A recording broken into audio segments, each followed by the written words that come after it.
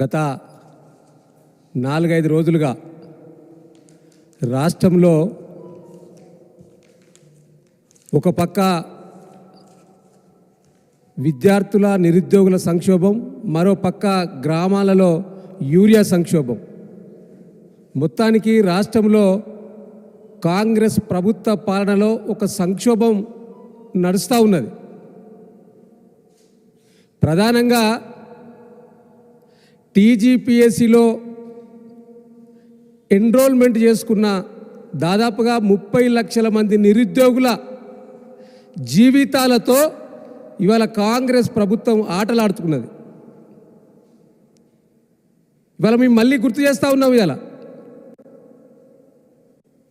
Group 1 పరీక్షను పారదర్శకంగా నిర్వహించలేని చేతగాని దద్దమ్మ ముఖ్యమంత్రి ఇవాళ రాష్ట్రంలో ఉండడం ఇవాళ నిరుద్యోగుల పాలిట శాపం అయిపోయింది. ఇలా ఈ రాష్ట్ర ప్రభుత్వానికి సూటిగా బీఆర్ఎస్ పార్టీ పక్షాన, నిరుద్యోగుల పక్షాన నేను కొన్ని డిమాండ్ చేస్తూ ఉన్నాను. ఇవాళ ఒక పక్క గ్రూప్ 1 పరీక్షకు సంబంధించి ప్రారంభం నుంచి వెళ్ళి కూడా దాంట్లో అనేక అనుమానాలకు తావిస్తూ ఉన్నట్టు మరి నిరుద్యోగులంతా కూడా అనేక ఆందోళన చేస్తే మీరు వాటిని వక్రీకరించి ఇది బీఆర్ఎస్ పార్టీ చేపిస్తున్నది, దీని వెనుక బీఆర్ఎస్ పార్టీ నాయకులు ఉన్నారు, దీని వెనుక కేటీఆర్ గారు ఉన్నారని చెప్పి తపదోప పట్టించారు కదా. మరి ఇవాళ స్వయంగా హైకోర్టు జడ్జి ఇలా టీజీపీఎస్సీకి సంబంధించి పూర్తిగా మీ వైఫల్యాలను వారి 222 పేజీలో స్పష్టంగా చెప్పింది కదా. దీని మీద గత 2-3 రోజులుగా మేము మాట్లాడుతూ ఉన్నాం.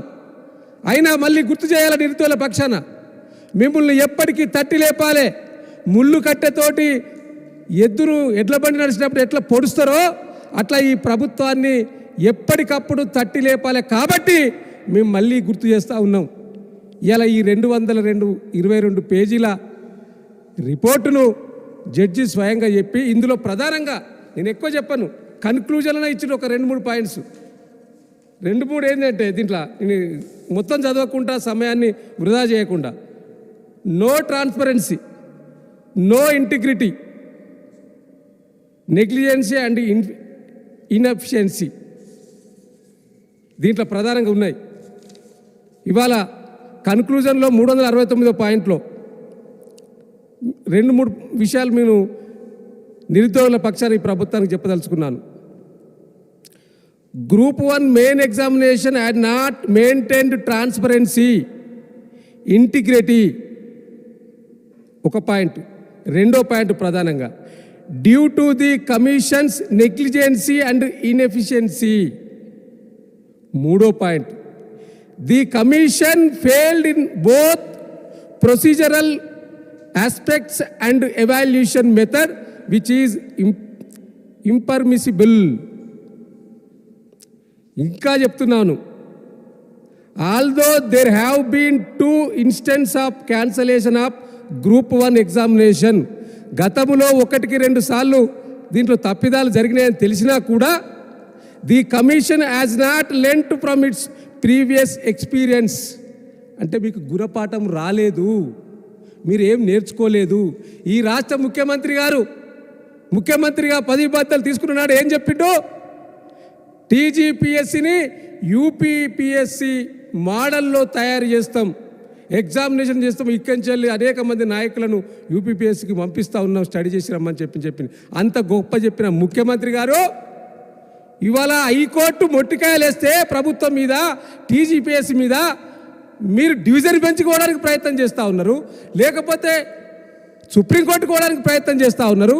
కానీ తెలంగాణ నిరుద్యోగుల యొక్క ఆశలను, అదేవిధంగా హైకోర్టు ఇచ్చిన తీర్పును గౌరవించకుండా మీరు డబ్బులు ఖర్చు పెట్టి మళ్ళీ దీంట్లో ఏం జరగలేదు, ఇదంతా ట్రాష్ అనే విధంగా మీరు చెప్పేదైతే ఏదైతే ఉందో ఇది పూర్తిగా నిర్వర్ధంగా ఇలా తెలంగాణ సమాజం, ముఖ్యంగా నిరుద్యోగ యువత దీన్ని ఖండిస్తూ ఉన్నది.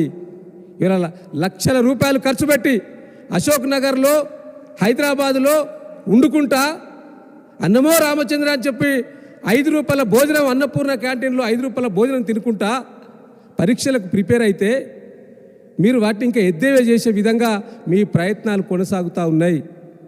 డెఫినెట్గా ఈ ప్రభుత్వాన్ని మేము డిమాండ్ చేస్తూ ఉన్నాం నిరుద్యోగుల పక్షాన వెంటనే దీనిపైన జ్యుడిషియల్ కమిషన్ వేయాలి, బాధ్యులపైన శిక్ష విధించాలి.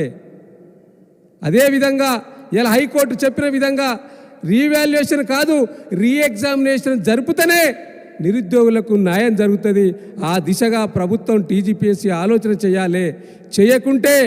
చేయకుంటే ఇవాళ నేపాల్లో ఎలాంటి ఉద్యమం జరుగుతూ ఉన్నదో అక్కడ నిరుద్యోగులు అదేవిధంగా యువత ఇలా నేపాల్లో ప్రభుత్వాన్ని పడగొట్టిండ్రు. అదే